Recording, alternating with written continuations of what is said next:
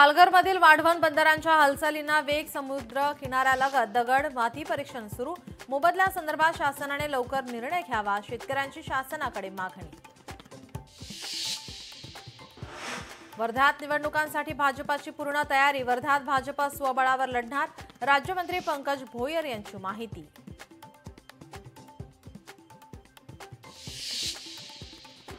तुळजापूरमध्ये पालिका निवडणुकीच्या पार्श्वभूमीवर राजकारण तापलं। ओमराजे निंबाळकरांची राणा जगजितसिंह पाटलांवर टीका। ड्रग्ज प्रकरणावरून निंबाळकरांची टीका। आमदार संदीप जोशी राज्य ऑलिम्पिक संघटनेच्या उपाध्यक्षपदी निवड। महाराष्ट्र ऑलिम्पिक असोसिएशनची नवी कार्यकारिणी जाहीर। नवी मुंबईतील ड्रग्ज रॅकेट उद्ध्वस्त। तळोजा कळंबोलीमधून 2 जणांना अटक। 1,17,19,500 रुपयांचा मुद्देमाल जप्त।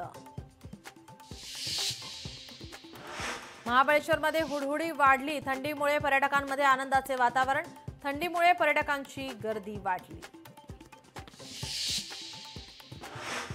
आळंदीत आज कार्तिकी एकादशी निमित्त वैष्णवांचा मेळावा। संजीवन समाधीवर पवमान अभिषेक आणि विधिवत पूजा अर्चा करण्यात आली। अहिल्यानगरमध्ये बिबट्याचा हल्ला। बिबट्याच्या हल्ल्याच्या निषेधार्थ इसळक, निंबळक आणि खारे कर्जुने ही 3 गावं कडकडीत बंद।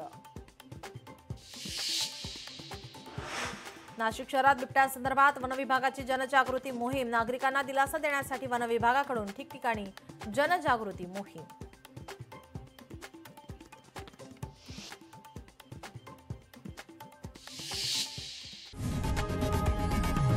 लोकशाही मराठी ऐका, पहा, जागरूक रहा।